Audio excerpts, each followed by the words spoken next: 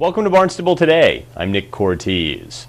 Though there were many topics discussed this past week on our daily talk show, Barnstable This Morning, there was one that became a week-long theme: the difference between the perception and the reality of day-to-day life in the village of Hyannis. A series of conversations on the subject began as the result of an article published in this past Sunday's Cape Cod Times that many of our guests saw as an unfair portrayal of the village of Hyannis as a dangerous place with a tense business climate. While they did acknowledge that Hyannis does have its share of problems, just as most urban centers do, our guests saw the village in a much different light. To all who spoke to us on the subject, Hyannis is a place where public safety has improved, where educational and recreation opportunities have increased, and where developers and small business owners are looking to invest their time and money. Today, we're highlighting some of the perspectives on Hyannis that we've heard over the past week, beginning with Barnstable Police Chief Paul McDonald, who spoke with us on Tuesday, February 8th. In the old days, you had the bar rooms up and down Main Street, you had the old Senor Pizza, you had the old Stone Lion pub down the East End. I mean, there were some real rough and tumble bars. That's back when we really had some problems. The bars were literally out of control. We had Guido Murphy's, we had the Ace of Burr's house, then we had the place on North Street, the old Irish bar that had changed to, I believe, Molly Malone's, and there were real problem areas then, and they were completely changed. We put 2 officers on the licensing board. We really buckled down the licensed establishment, and everybody pitched in. And now it's we don't have the problems. People talk about Fresh Holes and General Patton Drive. Mm-hmm. We very rarely do. When was the last time you read about any problems in General Patton Drive? A long time ago. A long time ago. Fresh Holes, Harribar Road. We do have occasional problem down there, but nothing like it used to. These problems, these incidents are all in the past, and we're just having a problem getting past them. And if you go down Main Street on any given weekend night during the summertime, May through September, there were so many restaurants down there. There were so many things to do. There were so many draws for the public to come down there. With that, you're going to have some problems. That's inevitable. But you now have 3 schools. You have the Pope John High School. You got St. Francis. You got the Sturgis School. Sturgis School is now going to expand. They're going to go across the street, and they're going to go down to West Main Street. That means from people all over the Cape are sending their students to downtown Hyannis. Mm-hmm. Yeah, exactly. And that's something that the manager brought up yesterday as well, is that would anybody, if they felt that it was too unsafe for their kids, would they be sending them from all over the Cape to the various schools that we have here? And of course the answer to that would be no. There's no question about that.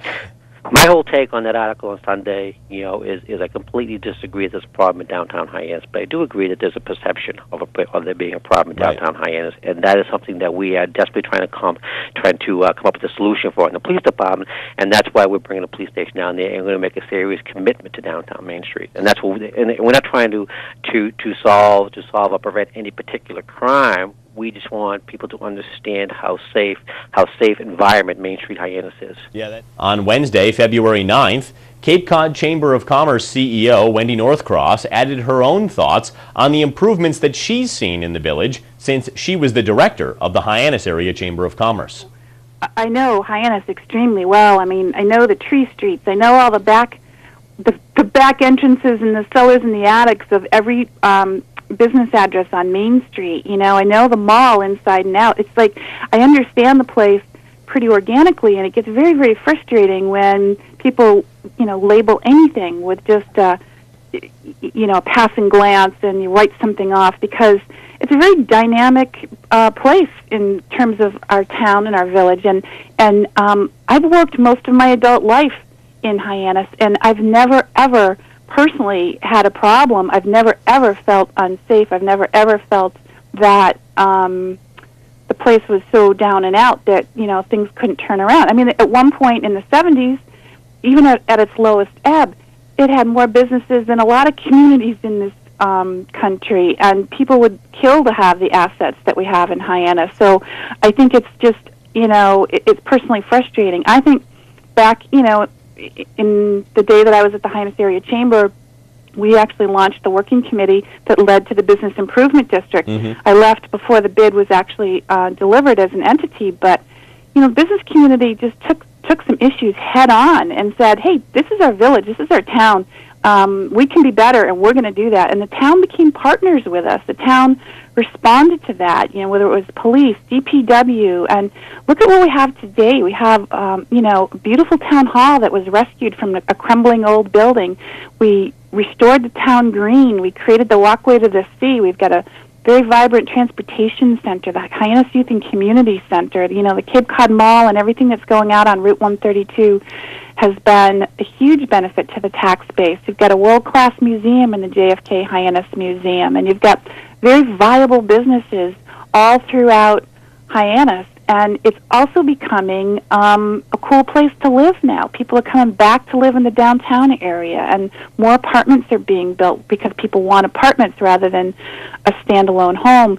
So, we've got so much going for us that it pains me that we've got to just, throw up these big headlines and make people say, oh, yeah, there it goes again, because it really, really has come such a long way. Well, later on the Wednesday program, Hyannis Main Street Business Improvement District Executive Director Elizabeth Werfbane expressed her dissatisfaction with the newspaper article, but was optimistic that the negative portrayal of the village could spark some positive community action. Yeah, honestly, does anybody disagree that Hyannis has an image problem? Because it does have an image problem. Right.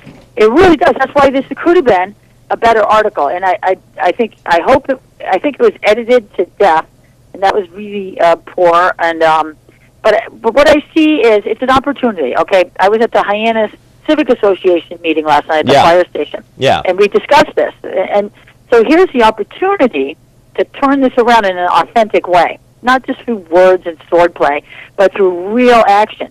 Okay, so what's come out of the meeting is they want to hold a Hyannis-wide neighbors meeting.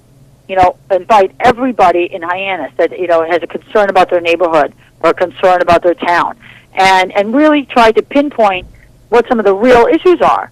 Because I think that's another way that we can go after this. There is an image problem, but there are a few problems, and so in that meeting they're really discussing kind of bricks and mortar ways to address these issues in the neighborhoods. Mm-hmm. The Hyannis Civic Association members were really up in arms and very upset. They worked so hard, to try and keep, Hyannis, sort of lovely. And but at the same time, they also want to address some of the issues. This is a really good opportunity where people are mad. State Representative Demetrius Atzlis has lived his entire life in Hyannis, and he believes that most people don't see his home village as an unsafe place to visit or to live. But he's troubled by the fact that the opinion exists at all. And when he spoke with us on Thursday, February 10th, he called for continued efforts to eliminate the negative perception of Hyannis altogether. Well, I definitely don't think it's the majority, but there are people even within our own town who have a negative opinion of Hyannis. Look, we have some tough areas. But the town has taken the appropriate steps to try to make these areas better. If we have to shame our landlords into fixing up properties on Bursar's Way, then that's what has to happen. It's revitalization. It's urban renewal. We have to do some right things here to make the entire town of Barnstable something we can be proud of. No one should be leery of walking down the street late at night. But let's be honest, there are some areas that you don't want to walk down late at night because you're a little bit fearful. But we're trying to alleviate, trying to change that. And I think obviously in the summertime, you see all the people coming down to Hyannis, staying in Hyannis, shopping in Hyannis, going to ball games late at night. That perception is not a reality. That is bad. But for some people, again, it is.